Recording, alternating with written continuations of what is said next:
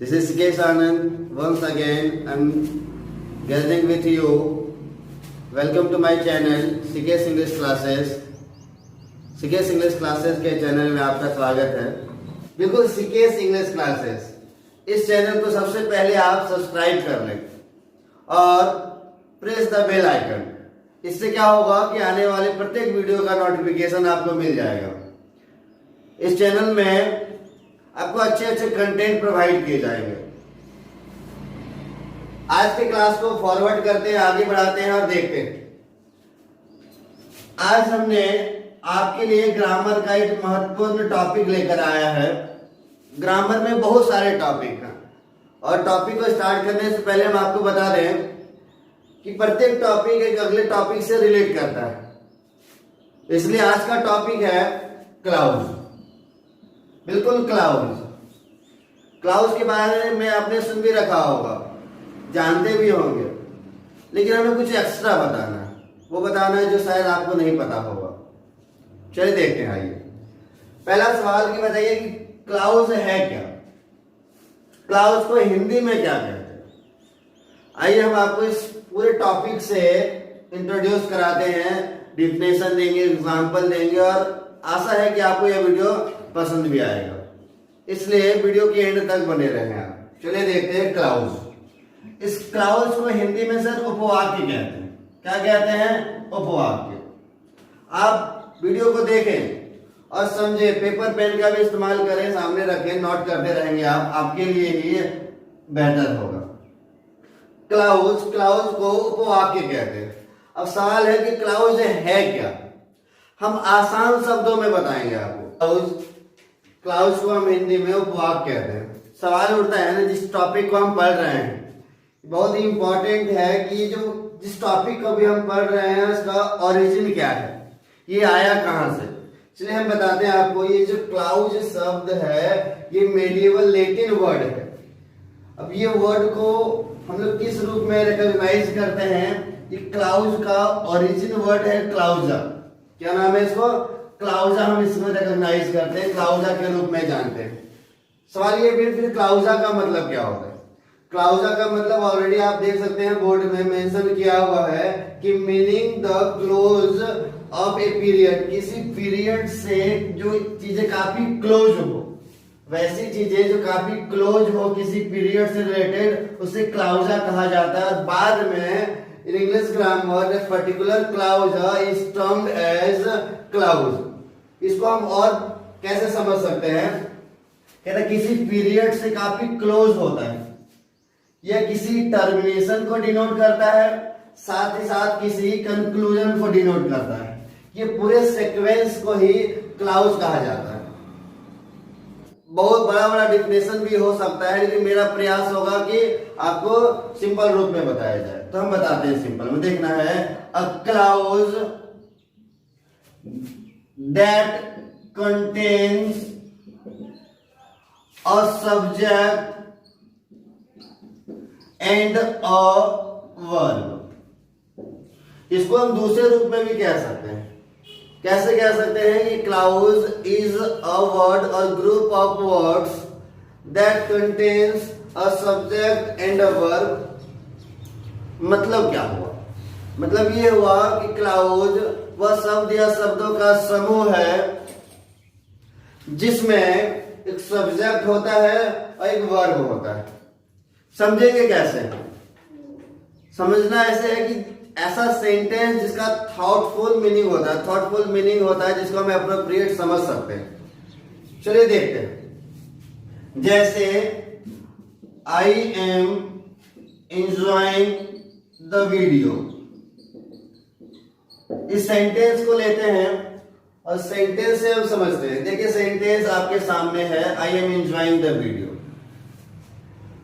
I am enjoying the video sentence लिखा हुआ। देखिए हमने क्या कहा कि सेंटेंस में सब्जेक्ट और वर्ब का होना कंपलसरी है। देखिए सब्जेक्ट भी है, वर्ब भी है। जिसमें सब्जेक्ट वर्ब होगा उसको हम क्लाउज कह देंगे। बिल्कुल।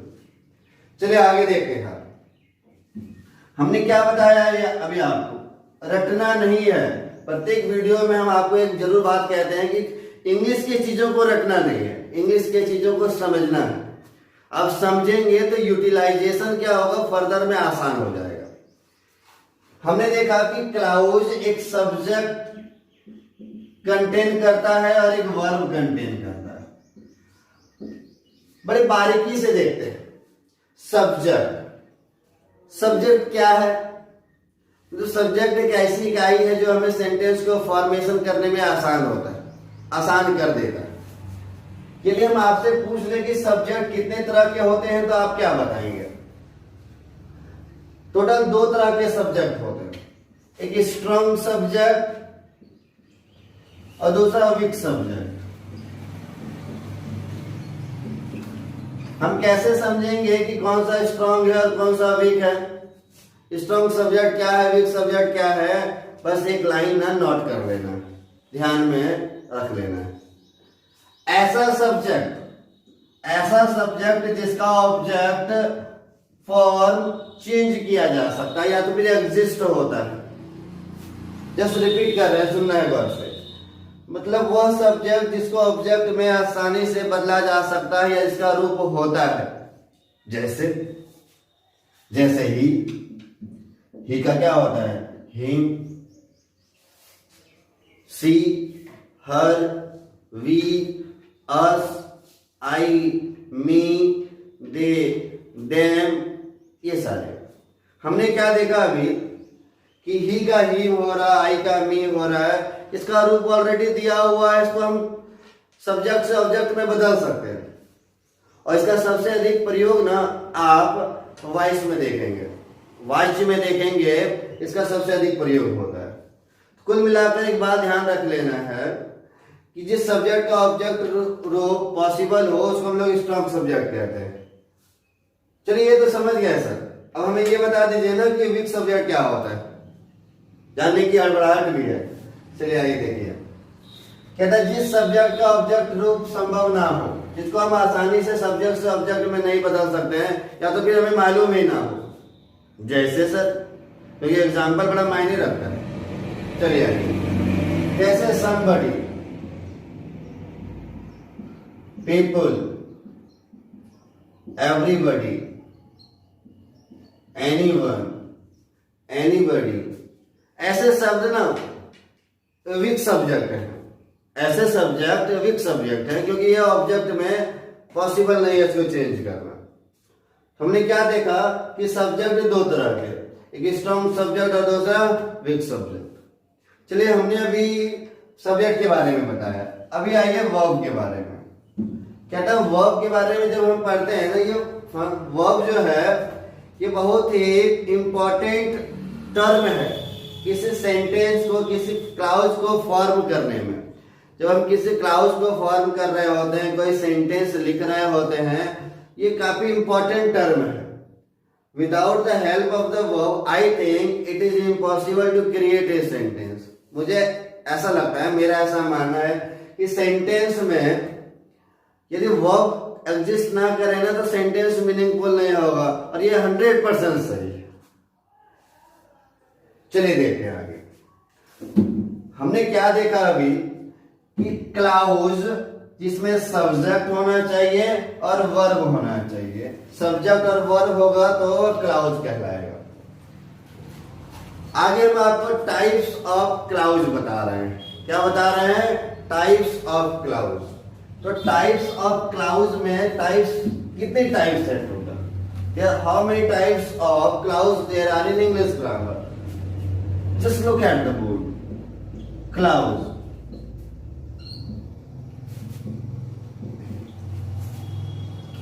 जब हम क्लाउज को डिवाइड कर रहे हैं, आपने देखा होगा हमने 3 कॉलम बना रखा है, ड्रॉ कर रखा है। तो जाहिर सी बात है क्लाउज 3 प्रकार के होते हैं। इस सवाल है सर, आप डॉट तो दे दिए हैं कि कौन कौन सा होता है। चलिए हम बता रहे हैं आपको। पहला इंडिपेंडेंट क्लाउज, पहला इंडिपेंडेंट क्लाउज। दूसरा कोऑर्डिनेट क्लाउज,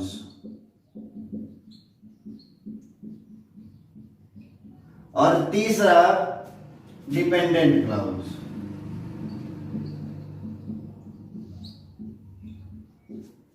लेकिन हम आपको कुछ और भी बताना चाहेंगे कि इंडिपेंडेंट क्लाउज का और भी नाम है। ऐसा नहीं है कि सिर्फ इंडिपेंडेंट क्लाउज है। That particular independent clause is also known as main clause. Not only that, it is also known as principal clause. क्या बताया हमने आपको कि इंडिपेंडेंट क्लाउज को हम मेन क्लाउज भी कहते हैं और प्रिंसिपल क्लाउज भी कहते हैं। तो सर इंडिपेंडेंट क्लाउज का दो नाम हुआ, क्या इसका भी नाम है क्या? किताब में कहीं हमें मिल जाएगा तो कोऑर्डिनेट क्लाउज नहीं लिखा होगा तो क्या लिखा होगा सर? तो देखिए आइए, कोऑर्डिनेट क्लाउज को हम लिंकर भी कहते हैं सर, कोऑर्डिनेटर भी कहते हैं। जाहिर सी बात है, कोऑर्डिनेट क्लाउज है तो कोऑर्डिनेटर भी कहते हैं। या फिर इसका एक और नाम है, इसको कंजक्टिव्स भी कहते हैं। हमने अभी इंडिपेंडेंट क्लाउज और उसके अन्य नाम देखे, कोऑर्डिनेट क्लाउज और उसके अन्य नाम देखे। लास्ट कॉलम में इसको भी जान लेते हैं। जाहिर सी बात है, इंडिपेंडेंट था तो ये डिपेंडेंट हो गया। इसका एक और नाम है जिससे आपको याद कर लेना है, दूसरा है सबऑर्डिनेट क्लाउज। इस डिपेंडेंट क्लाउज को हम क्या कहते हैं? Subordinate clause. We have seen that independent clause, coordinate clause, dependent clause are the types of clause। हमने देखा कि क्लाउज के अलग अलग पार्ट्स हैं। चलिए हम आपको एक एग्जांपल लेते हैं। आपके सामने एक एग्जांपल हम रखते हैं, उस एग्जांपल के द्वारा हम आपको तीनों क्लाउज को एक सेंटेंस में अरेंज करके बताते हैं कि कौन सा इंडिपेंडेंट है, कौन सा कोऑर्डिनेट है, कौन सा डिपेंडेंट है, ये हम आपको बताते हैं। चलो एग्जांपल ऑन द बोर्ड। समझना है हमें, क्लाउज के कॉन्सेप्ट को समझना है। कहते सब्जेक्ट हो वर्ब हो, सब्जेक्ट हो वर्ब हो। सर देखिए ना, यहाँ पर ये सब्जेक्ट है, ये वर्ब है, सब्जेक्ट है, वर्ब है। अब सवाल उठता है, क्या एक सेंटेंस में एक क्लाउज होगा या एक से अधिक क्लाउज हो सकता है?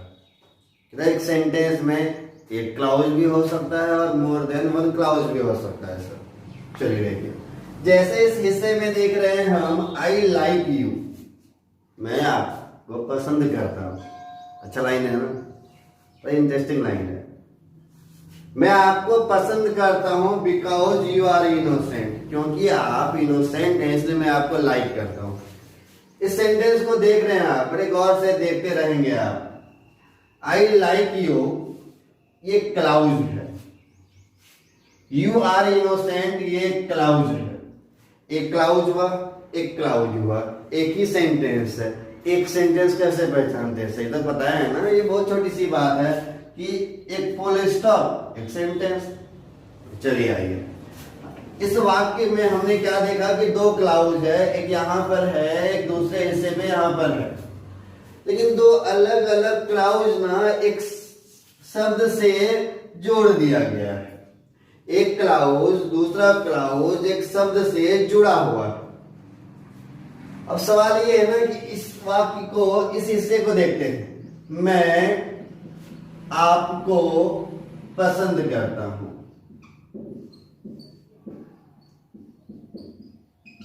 अब देखना है इस सेंटेंस को, बताइए सर स्वतंत्र रूप से हम लिख सकते हैं ना? लिख सकते हैं ना सर स्वतंत्र रूप से? आइए, स्वतंत्र रूप से यदि हम लिख सकते हैं तो इसका कोई अर्थ है? बिल्कुल अर्थ है। आप इनोसेंट हैं, आप मासूम हैं, आप निर्दोष हैं, इस सेंटेंस को भी लिख सकते हैं सर। अब एक दूसरा कंडीशन लेते हैं।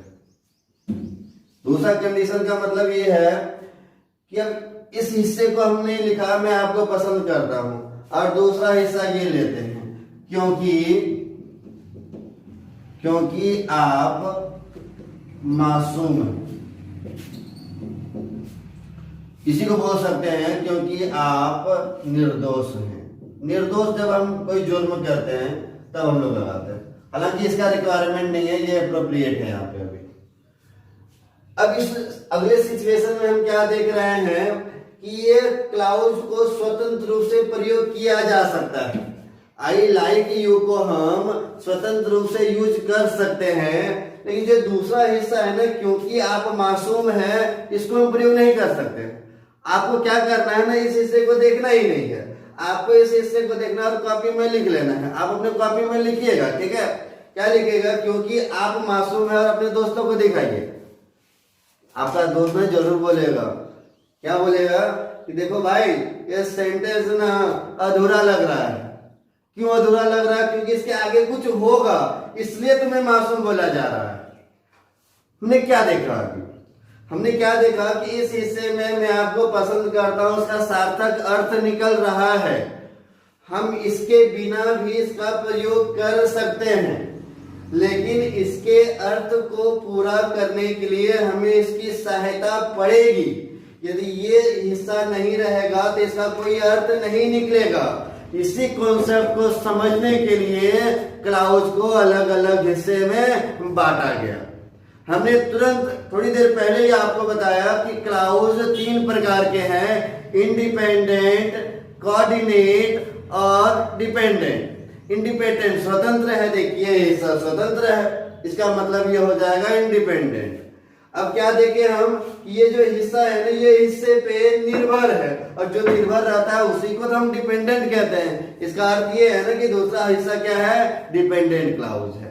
तो सर जो एक तीसरा आप बताए थे ना बीच में, कोऑर्डिनेट क्लाउज, भी कोऑर्डिनेट क्लाउज कैसे हम पहचानेंगे? कहता है जो अलग अलग क्लाउज को लिंक करने का काम करता है, वह क्लाउज जो अलग अलग क्लाउज को जोड़ने का काम करता है, उसे हम कोऑर्डिनेट क्लाउज कहते हैं। क्या कहते हैं हम? कोऑर्डिनेट क्लाउज कहते हैं।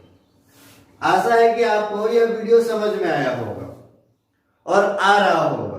यदि आपको वीडियो समझ में आ रहा है तो हमने पहले भी कहा आपसे, हमने कहा ना आपसे कि यह चैनल आपको अच्छा एजुकेशन देगा, इसलिए आप चैनल को सब्सक्राइब अभी तक नहीं किए हैं तो सब्सक्राइब कर लें, शेयर भी करें। इससे क्या होगा, जो जानकारी आपको मिल रही है वो आप तक सीमित ना रह जाए। आप अपने दोस्तों तक इसे फॉरवर्ड करें, शेयर करें, जिससे सबको हेल्प मिले। और पढ़ाने में मुझे भी अच्छा लगता है, मुझे ऐसा लगता है ना कि मेरे पास जितनी जानकारी है हम उसे शेयर करें। हम आपको ज्ञान दे रहे, इससे हमारा भी ज्ञान कुछ ना कुछ बढ़ ही रहा है। चलिए अब इसको एक बार और देख लेते हैं इसे। अब तीसरा सिचुएशन देखना है। यह एक क्लाउज है, यह एक क्लाउज है, दो अलग अलग क्लाउज है, ये इंडिपेंडेंट क्लाउज है। इस कंडीशन में दूसरा हिस्सा भी इंडिपेंडेंट है। लेकिन सिचुएशन 2 की बात करें, यदि हम इसको सिर्फ यहां तक लिखें, इसको दूसरे हिस्से में लिखें, तो ये जो दूसरा हिस्सा यहां से यहां तक है ना, ये डिपेंडेंट होगा। लेकिन जैसे बिकाउज हटा देंगे और यहां से यहां तक लिखेंगे तो ये डिपेंडेंट होगा, इंडिपेंडेंट होगा। ठीक, चलिए देखिए सिचुएशन 3। अभी बता रहे थे situation 3, I like you are innocent, ये देखना है। अब क्या, एक क्लाउज ये है और एक क्लाउज ये है, दो अलग अलग क्लाउज है। और एक कोऑर्डिनेट क्लाउज क्या कहता है? कोऑर्डिनेट क्लाउज कहता है जो अलग अलग क्लाउज को जोड़ता है। देखिए ये क्लाउज है, ये क्लाउज है, दो क्लाउज को जो जोड़ता है उसी को कोऑर्डिनेट क्लाउज कहते हैं। इसका मतलब ये है कि इस वाक्य में बिकाउज क्या है? इस वाक्य में बिकाउज कोऑर्डिनेट क्लाउज है। क्या है? कोऑर्डिनेट क्लाउज है। समझ रहे हैं? चलिए ठीक। Hope you understand all the content that is provided in the channel. अगले वीडियो में हम इसके टाइप्स को डिफाइन करेंगे, इसके टाइप्स के बारे में जानेंगे, यूज के बारे में जानेंगे। तब तक आप घर पे रहें, सुरक्षित रहें, साफ सफाई पर ध्यान दें, क्योंकि भारत स्वच्छ रहेगा, हम स्वच्छ रहेंगे और सारी चीजें अच्छी होंगी। ओके।